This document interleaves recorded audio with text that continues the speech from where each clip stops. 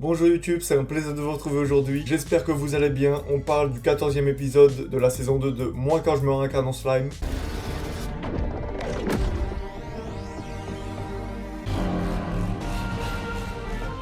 N'oubliez pas de vous abonner, de laisser un j'aime, de partager ma vidéo. Et on commence tout de suite cette review. Alors l'épisode il est vraiment divisé en deux parties. Il y en a une, je vais quasiment pas en parler, c'est toute la partie avec Limul, qui est simplement un récapitulatif d'épisodes, enfin de tout ce qui s'est passé. Il raconte son histoire à plusieurs personnages. En gros, on remet en situation les personnages qui sont à l'intérieur du manga, de l'anime quoi. Donc en gros, nous on n'apprend pas grand chose. Et j'avoue que je suis un peu personnellement perdu entre tous les royaumes qu'il y a et tout, je suis pas vraiment un grand expert et tout, etc. Donc c'est vraiment pas une partie qui a été très intéressante. On commence l'épisode avec la place.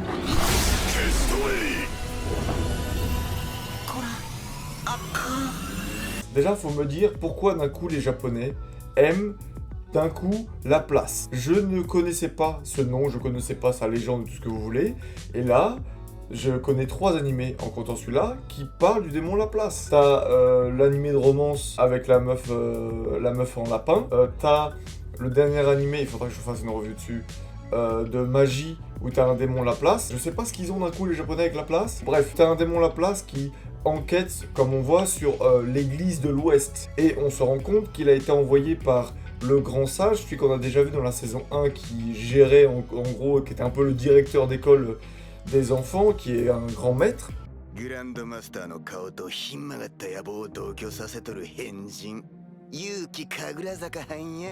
Donc en gros, le grand maître, on me l'a vendu comme ça, comme quoi en fait finalement il a des mauvaises intentions et tout. Ça, j'ai pas été du tout fan de la manière dont ça a été. C'est sorti de nulle part et j'ai pas compris pourquoi on a fait ça comme ça. Bref, on va voir dans le futur si ça va servir ou non. Mais en tout cas, je me suis dit, mais pourquoi vous faites ça comme ça? Vraiment, de but en blanc, c'était...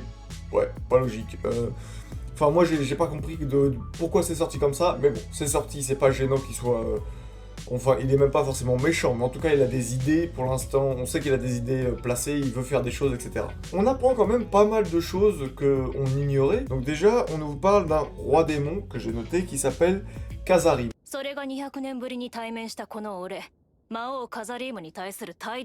Donc on le voit réincarné en fille.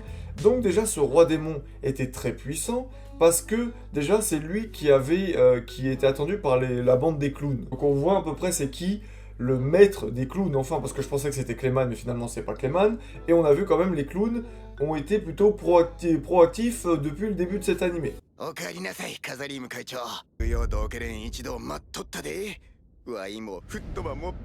On a enfin leur chef, et même ce chef se soumet au grand sage. Alors je sais plus c'est quoi son nom, j'ai pas au grand maître.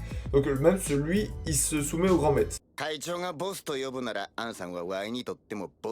qu'il faut savoir, c'est que ce roi démon, cet ancien roi démon Kazarim, avait donc trouvé refuge dans le corps du grand maître. Le grand maître, un peu comme Limul l'a fait avec les Veldra, il a trouvé un corps où pouvoir mettre l'âme de cet ancien roi démon, ou Limul, le roi démon Veldra. Donc on est sur quelque chose de similaire avec le grand maître et Limul. En tout cas, voilà dans un premier temps ce qu'on apprend quand même, et c'est quand même beaucoup. Parce que ce roi Kazarim, en gros, cet ancien roi démon, c'est lui qui a été le fondateur de Walpurgis, la réunion des démons, parce que justement il expliquait que quand ils se battaient entre rois démons, il y avait trop de dégâts, du coup ils ont instauré l'obligation de vote.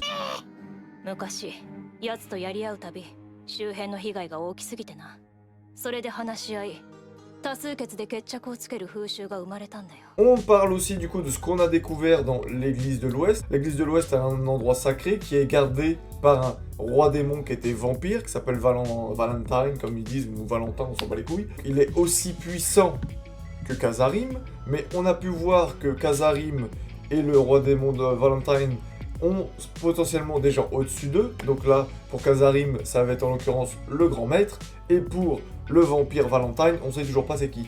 Comme s'il y avait une évolution des puissances avec l'arrivée de nouveaux enfants, etc. Donc ils sont forts, mais c'est pas les boss. Et surtout, ce qui m'intéresse, c'est qu'à un moment, Laplace, il a dit que Clayman attendait le retour de Kazarim. Donc est-ce que Clayman est soumis à Kazarim, ou est-ce que c'est juste un démon avec qui il s'entendait le mieux? Enfin, je sais pas trop. Tout ce début était plein de nouvelles informations qu'on n'avait pas forcément eues avant, du coup, on sait pas trop quoi en penser. En tout cas, moi, je sais pas trop quoi en penser, je sais pas trop quoi faire de ces informations actuellement, mais en tout cas, c'était très intéressant. Moi, si je dois faire un résumé, je pense que donc le grand maître est très fort, il doit avoir le niveau de Limul, je pense. Je pense que le roi Kazarim est quelqu'un de plus puissant que les rois comme Clayman ou comme Milim ou autres. Mais on a pu voir aussi, et un truc qui va être très intéressant à l'avenir, c'est que Kazarim a été déchu, en tout cas c'est un ex-roi démon actuellement, à cause de Léon.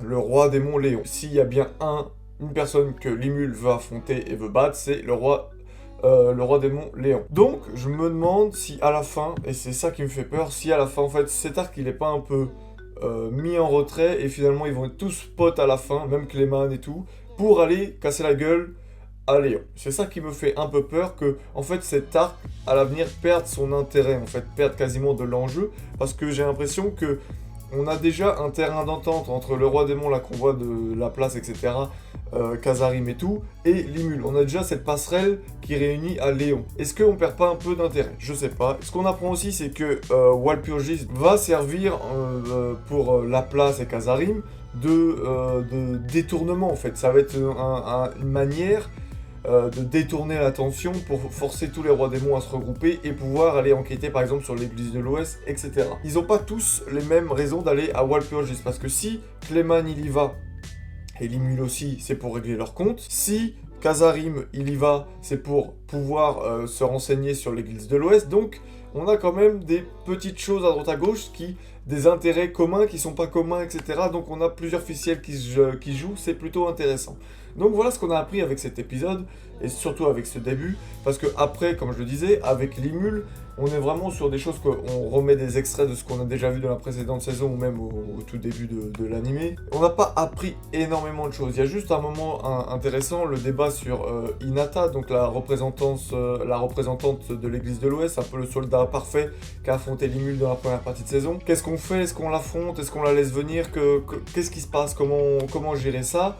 Et Limul, tu sais pas par quelle manière, se rend compte que le grand maître, finalement, c'est lui la plus grande chance qui s'est fait...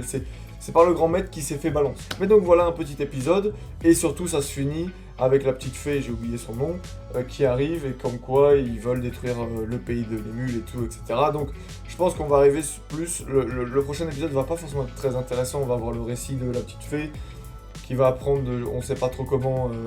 que Limul est en danger, en tout cas sa ville est en danger, etc. Donc on va voir, mais je pense qu'il y aura un peu plus d'action à partir du 4e, 5e épisode, donc ça va être plus intéressant à partir de là. Donc voilà, dites-moi ce que vous avez pensé de l'épisode dans les commentaires, merci de m'avoir suivi, n'oubliez pas de vous abonner, de laisser des j'aime, je vous dis à la prochaine,